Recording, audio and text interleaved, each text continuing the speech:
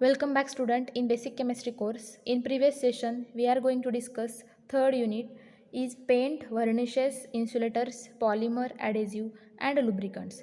In that unit we are going to discuss the topic paint.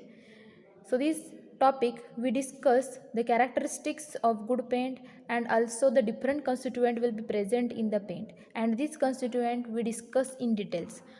So in today's session we discuss second topic of this unit is the varnishes.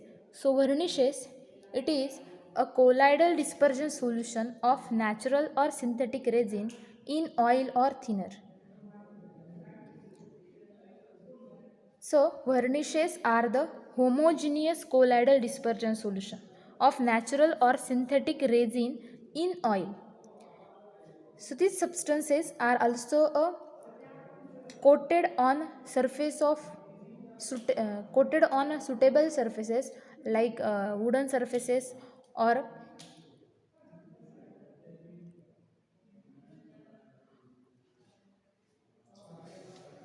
these varnishes they are generally used for coating of surfaces. Okay, so it is used as protective and decorative coating of suitable surfaces, and it is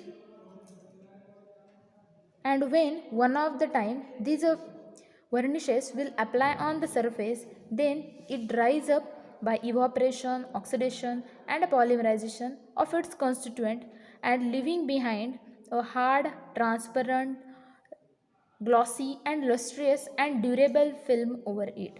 So this film which protects these particular substances or these particular surfaces and also increase their decorative value. Okay, so this are the varnishes. म्हणजे varnishes जे आहेत हे एक प्रकारे सरफेसला paint करण्यासाठीच use करत असतो आपण. फक्त या ठिकाणी फरक हा आहे की व्हर्निशेसमध्ये आपण कुठल्याही प्रकारचे पिगमेंट्स यूज करत नाही. That means we does not use colouring substances. So that's why varnishes are transparent in nature and they will be dissolved in oil or thinner or any organic solvents when once they can apply on the surface. एकदा का आपण त्यांना सरफेसवर apply केलं की त्या ठिकाणी त्या सरफेसची प्रोटेक्टिव्ह आणि डेकोरेटिव्ह व्हॅल्यू जी आहे ही इन्क्रीज होत असते.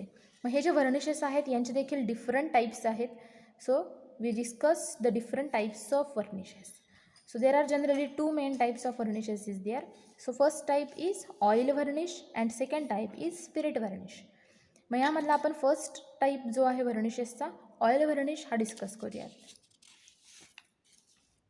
So oil varnishes, they are also a homogeneous solution of one or more natural or synthetic resin in drying oil and a volatile solvent to which some dryers are added. Oil varnishes जे आहेत, oil व्हर्निशेसमध्ये mainly हे homogeneous solution जे आहे natural आणि synthetic रेझिन्सचं हे आपण drawing oils जे आहेत किंवा व्होलाटाईल सॉल्वंट जे आहेत यामध्ये मिक्स करत असतो. अँड ऑल्सो त्यामध्ये काही आपण सम ड्रायर्स की ज्यामुळे ड्राईंग क्वालिटी जी आहे व्हर्निशेसची इन्क्रीज व्हावी यासाठी ड्रायर्स देखील ॲड करत असतो. So in presence of oil which reduces the natural brittleness of pure resin film. Oils add केल्यामुळे होतं काय या ठिकाणी की जो काही नॅचरल ब्रिटलनेस असतो रेझिन फिल्म्सचा, रेझिन्स जे असतात हे यांच्याकडे नॅचरलीच ब्रिटलनेस असतो म्हणजे ठिसूळपणा असतो, तो हे ऑइल्स ॲड केल्यामुळे रिमूव्ह झालेला आपल्याला या ठिकाणी दिसत असतो. And also this oil varnish will apply on surfaces then that time they dries up slowly by evaporation of the volatile solvent followed by the oxidation and polymerization of their drying oils. So such varnishes which takes a longer period of about 24 hours of drying. Oil varnishes जे आहेत यांच्या ड्राईंगसाठी जरा जास्त वेळ लागतो, त्यामुळेच आपण त्यामध्ये ड्रायर्स ॲड करत असतो ऑइल व्हर्निशेस प्रिपेअर करत असताना.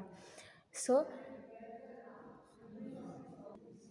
तो वेळ जो आहे हा कमी करण्यासाठीच आपण हे जे ऑइल व्हर्निशेस आहेत हे प्रिपेअर करत असताना dryers will be added in it. And the film produces after drying, जी काही फिल्म प्रोड्यूस होती आहे सरफेसवर ती फिल्म कशा प्रकारची पहा. The film produces is hard, durable and quite lustrous. जी फिल्म फॉर्म होते ही हार्ड, ड्युरेबल आणि क्वाईट लस्ट्रस असलेली देखील आहे. मग ह्या ऑइल व्हर्निशेसचं एक्झाम्पल आपण पाहूयात. Example of oil varnish is the copal varnish. So this copal varnish which is prepared by dissolving copal in linseed oil and mixing a quantity of turpentine in it. Then that time this copal varnish will be prepared. This is one of the type of oil varnish, because in this varnish we added the linseed oil in it and turpentine, which is a dryers we will be used. And when this applying this copal varnish on the surfaces, by their increasing their protective and decorative value of the surfaces. Okay, so these oil varnishes, they are generally used for exterior as well as interior work for polishing. Okay, then next we see the second type of varnish is the spirit varnish. So this spirit varnish, it is obtained by dissolving the resin completely in volatile solvent such as methylated spirit. So in this varnish spirit is used instead of oil. Spirit varnish जे आहे हे oil व्हर्निश सारखंच आहे थोडक्यामध्ये, फक्त oil व्हर्निशमध्ये आपण जे काही रेझिन्स आहेत यांना ड्राईंग ऑइलमध्ये डिझॉल्व करत होतो. स्पिरिट व्हर्निश जे आहेत यांना आपण या ठिकाणी फक्त काय करणार आहे, व्होलाटाईल सॉल्व्हंट जे आहेत कोणते, मिथायलेटेड स्पिरिट जे आहे यामध्ये आपण हे homogeneous solution of one or more natural or synthetic resins will be dissolve. Then that times this spirit varnish will be prepared. And म्हणजेच या ठिकाणी ऑइल व्हर्निशेसच्या मध्ये जे ऑइल्स आहेत यांच्याऐवजी फक्त आपण स्पिरिट यूज करतो आहे डिझॉल्विंगसाठी. ठीक आहे, त्यांना आपण म्हणतो आहे स्पिरिट व्हर्निश. स्पिरिट व्हर्निशेस जे आहेत it is also dries up quite rapidly but leaves behind a film which is brittle, so it has a tendency to crack or peel off. So it can be avoided by addition of some plasticizers. This film is easily affected by the weathering. So this spirit varnish, which is generally used for polishing of wooden furnitures, because हे जे काही spirit व्हर्निश आहे हे खूप फार लवकर dry होत असतं एकदा का सरफेसवर अप्लाय केलं की. त्यामुळेच त्याचा जो ब्रिटलनेस आहे, म्हणजे ही जी काही पॉलिशिंग आहे एखाद्या पर्टिक्युलर सरफेसवरची स्पिरिट व्हर्निशची, ही इझिली रिमूव्ह होऊ शकते ब्रिटल असल्यामुळे. So it dries up very fastly, म्हणजे ते फार लवकरात लवकर ड्राय होत असतात. सो दी स्पिरिट व्हर्निशेस जे आहेत याचं एक्झाम्पल आहे spirit varnish are prepared by dissolving resin in spirit or alcohol.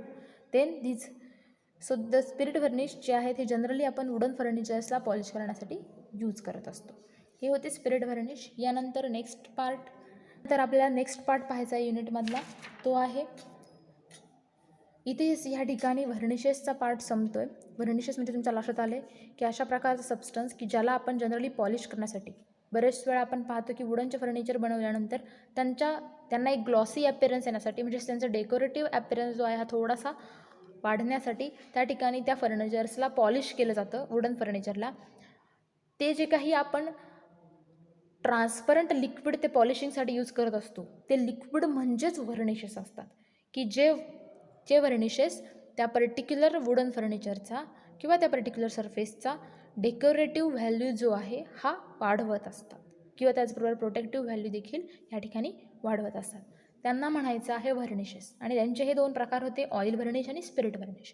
ज्यामध्ये ऑइल व्हर्निशेसमध्ये आपण रेझिन्स जे आहेत हे ऑइल्समध्ये डिझॉल्व करतो आहे, आणि दुसऱ्या ठिकाणी स्पिरिट व्हर्निशेसमध्ये आपण ऑइलच्या ऐवजी फक्त रेझिन्स जे आहेत हे स्पिरिटमध्ये डिझॉल्व करतो आहे. ठीक आहे, त्यामुळे आपल्याला काय त्यांच्यामध्ये डिफरन्स दिसतो हेही आपण पाहिले. यानंतर आपल्याला हे जे युनिट आहे, थर्ड युनिट आहे, यातला नेक्स्ट पार्ट पाहायचा आहे insulators or the insulating materials. So what is mean by insulators. मग यामध्ये आपण काय पाहणार आहे की characteristics of good insulating material पाहणार आहे, त्याचबरोबर क्लासिफिकेशन ऑफ इन्सुलेटर्स डिस्कस करणार आहे, त्याचबरोबर डिफरंट इन्सुलेटिंग मटेरियल्स पाहायचे आपल्याला आणि यांचे ॲप्लिकेशन्स डिस्कस करायचे. ठीक आहे, मग आपण पहिल्यांदा पाहूयात की what is mean by insulators. Insulators म्हणजे काय. इन्सुलेटर्स जे आहेत हे कशा प्रकारचे ते पाहूयात. So in this the material or substance which are use to prevent the flow of heat electricity are known as insulators. इथं काय सांगितलं आहे, असे मटेरियल किंवा सबस्टन्सेस की जे हीटचा, इलेक्ट्रिसिटीचा फ्लो जो आहे त्यांना प्रिव्हेंट म्हणजेच त्यांना त्या ठिकाणी स्टॉप करण्याचं रोखण्याचं काम करतात अशा मटेरियल्सला म्हणायचं आहे इन्सुलेटर्स. याचे एक्झाम्पल्स तुम्हाला इझिली सांगता येतील. कोणते कोणते एक्झाम्पल्स आहेत? मग वूड आहे, प्लास्टिक आहे, ग्लास आहे, rubber. These are the examples of good insulators. मग हे आपल्या रोजच्या वापरातच काय या ठिकाणी हे असे मटेरियल किंवा सबस्टन्सेस की जे हीटला आणि इलेक्ट्रिसिटीला थांबवण्याचं रोखण्याचं काम करतात त्यांना इन्सुलेटर्स म्हणायचं. मग हे आपल्या रोजच्या जीवनामधले एक्झाम्पल्सही आपण त्यांचे पाहिले. यानंतर मग हे जे काही इन्सुलेटर्स आहेत, so in this the thermal insulators which are act as a barrier or retarded in the passage of heat. So this property, the use of thermal insulators is very important in various industries and engineering operations. मग यामध्ये बरेचसे insulators जे आहेत हे thermal insulators आहेत की जे thermal insulators आपण इंडस्ट्रीजमध्ये किंवा काही इंजिनिअरिंग प्रॉब्लेम्स जे आहेत त्यांच्या सॉल्व्हिंगमध्ये वापरत असतो. म्हणजे फॉर एक्झाम्पल्स बॉयलर्स आहेत, ओव्हन्स आहेत, स्टीम ओव्हन्स आहेत, कॅरिंग पाईप्स आहेत, ब्रिंग पाईपलाईन्स आहेत, रेफ्रिजरेटर्स आहेत. ह्या सगळ्यांमध्ये आपल्याला अशा प्रकारचे हे थर्मल इन्सुलेटर्स जे आहेत हे गरजेचे पडत असतात. यांना इन्सुलेटर्स म्हणायचे.